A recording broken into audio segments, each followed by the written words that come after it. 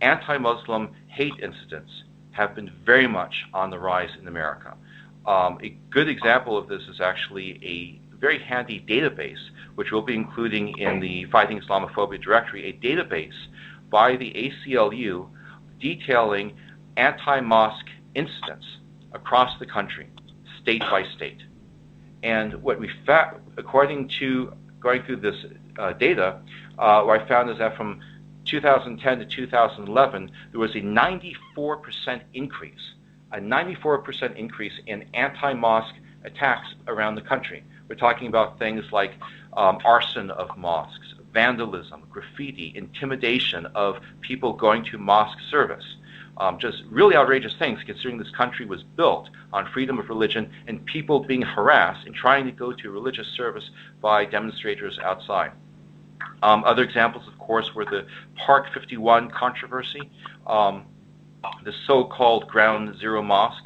The Park 51 building was not a mosque, not built on Ground Zero, but was an excellent example of how an Islamophobic reframing of the news completely changed and twisted the situation. We know from polling data that American public's opinion of Islam and Muslims has worsened, has become more negative, and this is happened at the same time as this increase in Islamophobic incidents and rise in anti-Muslim discourse. So, for example, Washington Post ABC poll come out in September 2010. 49% of respondents reported a negative or unfavorable impression of Islam. That's actually up from 39% in October 2002. In other words, the general position of Muslims in 2010 was actually worse than shortly after 9/11. So how does this happen? How does this deterioration in public opinion about American Muslims happen? And again, this is not an accident, but it's the result of a phenomenon of organized prejudice. So going back, what is Islamophobia? Helpful look just at the basic etymology. Islam, religion, phobia, meaning fear or hatred. So the literal sense of it is a fear or hatred of Islam.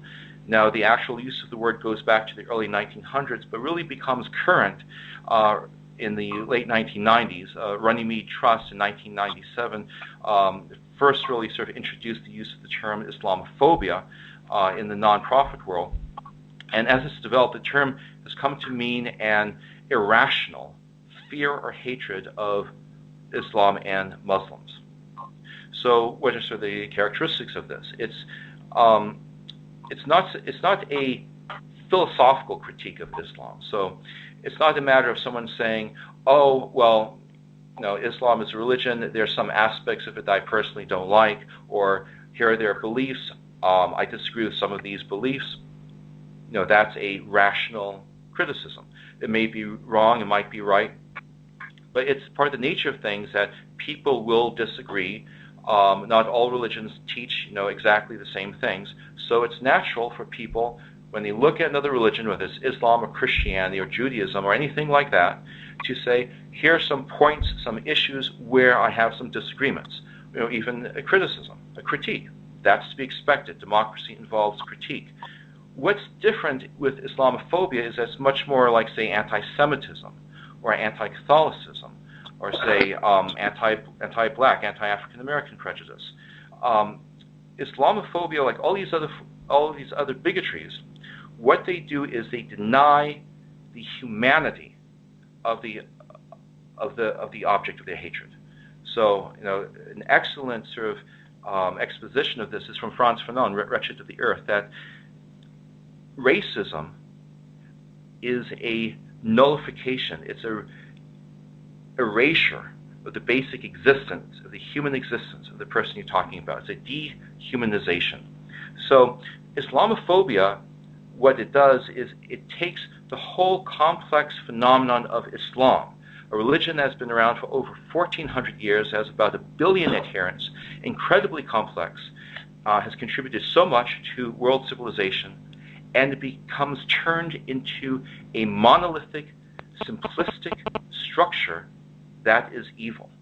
So we're not talking about someone happening to disagree with some elements, some points of religion, or say having a philosophical critique of the whole of religion, like say some new atheists might do. We're talking about turning a religion, a civilization, into a monster.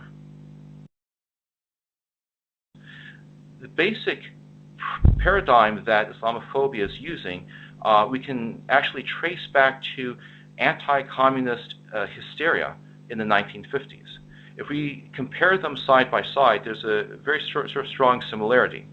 So, say in the 1950s, in the McCarthy era, there's a view of communism as a unified global threat to Western civilization, and the nature of it was determined by ideas, that all communists believed the same thing, and that this structure of ideas that they all had compelled them out of necessity to unite in a conspiratorial manner and to attempt to take over the West and impose a tyrannical system. The connection is not coincidental. This use of the same paradigm that Joseph McCarthy and his cohorts use, and the similarity with communism, there's a very good reason why that happened. It goes back to the very roots, the origins of American conservatism. The point is that Islamophobia becomes a basic emotional resource or a tool that is used to justify a reactionary foreign policy that obviously has bad effects on the whole country. Another way in which it's of importance to everyone else is civil liberties. And we've become aware of that, in both the Bush administrations and the Obama administration, things such as, say, the Patriot Act, or the passing of NDAA, establishment of Guantanamo and its non-closure, the widespread use of surveillance, electronic surveillance, to the point in which no one's electronic communications are secure. FBI agents, New York Police Department officers going to mosques, just spying on ordinary people. This deterioration in civil liberties is justified by Islamophobia. How does that work? Very similarly with militarism. If we look at history, even going back, say, to the witch trials of the late Middle Ages and Renaissance, and before that, the Inquisition, attacks on so-called heretics, people argue for taking down due process and civil liberties whenever they say that there is an existential threat. So what it is the argument from emergency.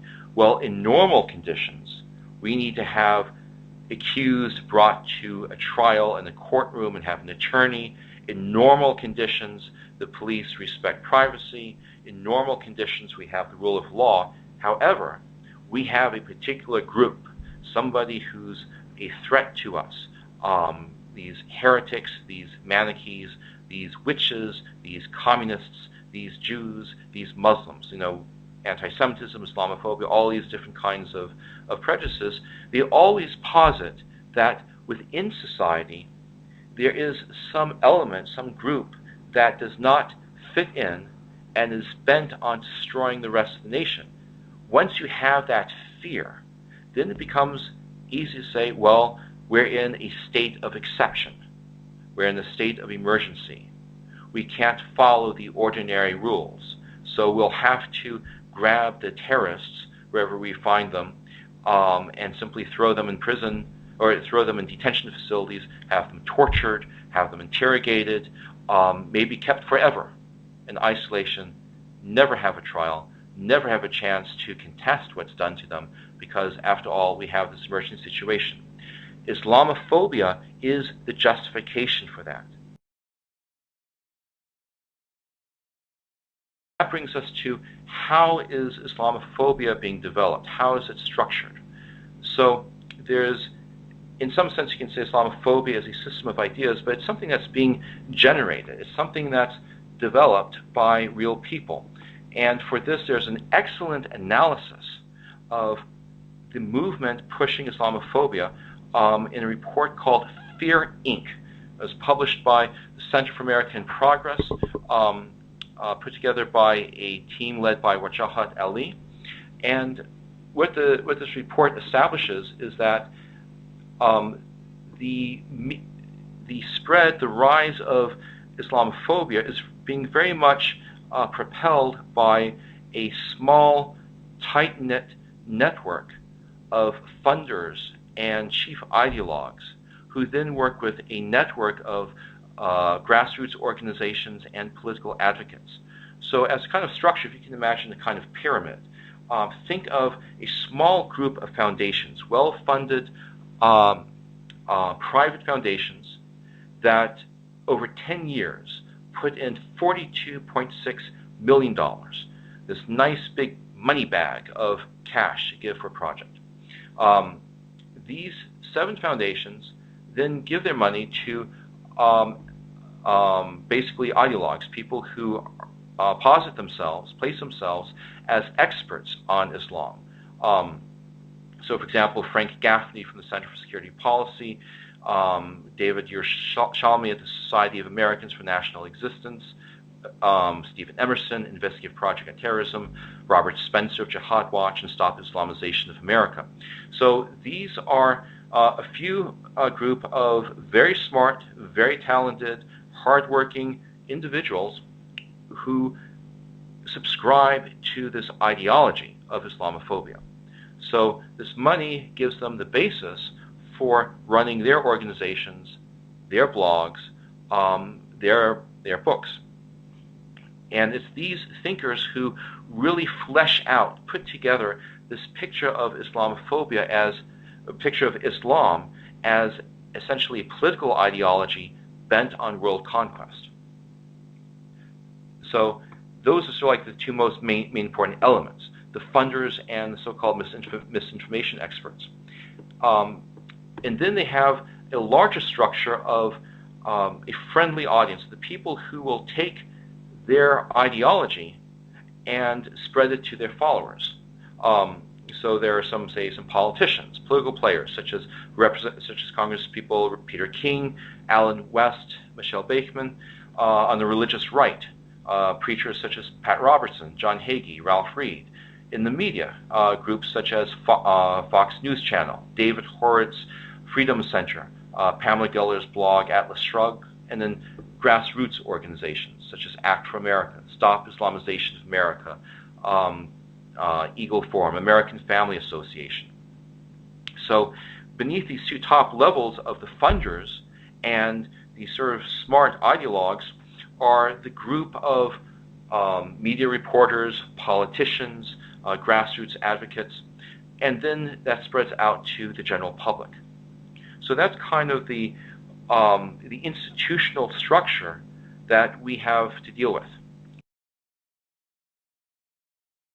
So for next week, we're going to be discussing American Muslims, what American Muslims believe, and how Islamophobia affects the American Muslim community, and the perceptions, responses going on within the American Muslim community. So in seeing what American Muslims believe, I don't want to give the impression that this is a monolithic thing. So of course, American Muslims believe all sorts of different things, but I'm going to be drawing from polling data and studies to show that the picture of American Muslim belief is very different from the kind of radical, extremist Martian that the Islamophobes paint. And then I'll also be discussing how the pressures of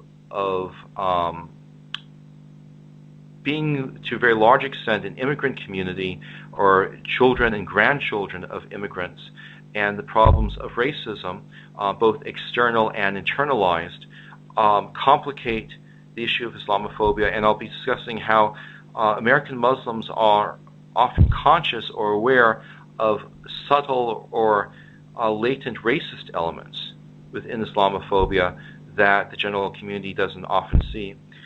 And I'll also be talking about sort of the resources and some of the problems, the obstacles the American Muslim community faces in responding to Islamophobia. And I'll be discussing some of the strategies that American Muslims have used and some of the problems we've had in effectively countering Islamophobia, but then also some of the strengths, some of the assets that are there. And I'll be talking about mentioning some Islamic groups that are doing some innovative work, and I'll be discussing some of the paradigms we can be taking with this.